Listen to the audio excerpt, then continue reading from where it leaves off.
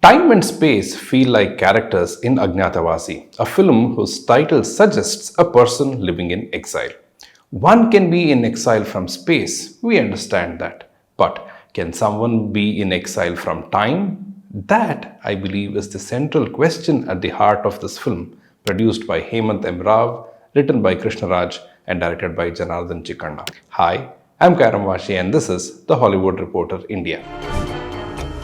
ಸತ್ಯ ಗೊತ್ತಾಗೋದಕ್ಕೆ ಮೂರೇ ದಾರಿ. ಒಂದು ಪ್ರಮಾಣ, ಎರಡನೇ ದಾರಿ ಅನುಮಾನ. ಸತ್ಯ ಗೊತ್ತಾಗೋದಕ್ಕೆ ಮೂರನೇ ಮತ್ತು ಕೊನೆ ದಾರಿ. The setting is Naalkeri, a sleepy little village nestled in the Malnad region of Karnataka. The year is 1997, a time when the world was grappling with the looming Y2K bug. It was also the era when Indian students had started to increasingly head to the US and computers were just beginning to make their way into Indian banks, though still a novelty in households. In Naalkeri, one household does get a computer and it becomes quite the event. This is a village where the police inspector spends more time farming than policing. The constable doubles up as a priest, or maybe it's the other way around. He even performs a puja during the computer's unboxing. That's because there hasn't been a single criminal case in the village for 25 years. All that changes when the village's wealthiest man dies. The inspector, played by Rangayana Raghu, who's there just to pay his respects after going around the house, declares that it is not a natural death. It is murder. Now, writer Krishnaraj and director Janardhan Chikkanna don't treat this as a conventional whodunit. The mystery isn't centered around who committed the crime or even why. The real intrigue lies in how the inspector figured it out. The shift in focus gives the film a different flavor, one that leans heavily on backstory. But while the emotional and psychological depth in that backstory is rich with potential, the film never fully taps into it. Instead, it spends a lot of time meticulously establishing the era and the setting. Yes, that strong sense of time and place helps the film linger in your mind after the credits roll. But in terms of narrative economy, it feels indulgent.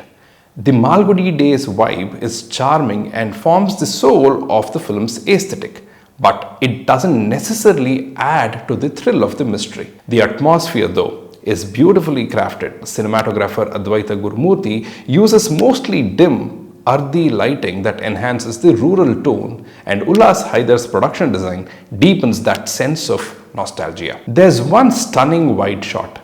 Rangayana Raghu, dressed in white, carrying food on a banana leaf, climbing a hill surrounded by the lush green western ghats. He looks so tiny in that vast landscape, insignificant almost, which ties in well with the idea of his character remaining anonymous. In another shot, we see him framed behind a grilled gate, a clear visual metaphor. And that's the thing with Agnyathavasi. Some elements are effective, others feel a bit on the nose. I found myself wishing they had held back and let the subtleties speak for themselves throughout the film. But coming back to Rangayana Raghu's character, why does he feel like such a loner?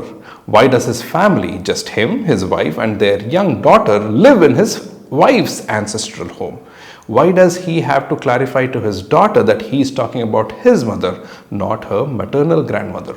Why does he quickly settle financial matters with his brother-in-law? These tiny narrative seeds are planted early and deepen the film's emotional spine. I thoroughly enjoyed Rangayana Raghu's performance. He clearly relished this role, a refreshing break from the kind of roles he is usually offered. Sidhu Moolimani, Pavana Gowda, Sharat Lohitashwa all have well-written characters, but their primary function is to bring the focus back to one question.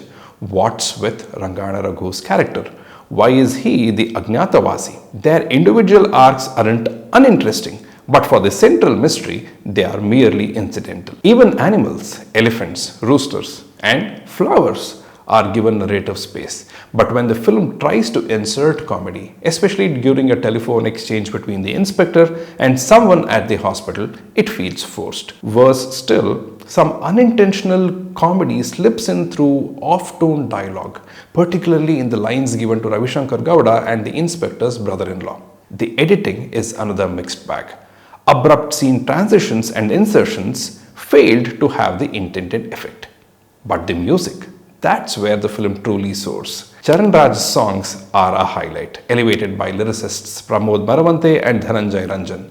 The title track reminded me of Male Maretu from Ulidavaru Kandante, one of my all-time favorites. And Naguvira Nesara is just arresting. And maybe that's the best way to sum up Agnyathavasi. Arresting in parts, a mixed bag overall. Like life, really.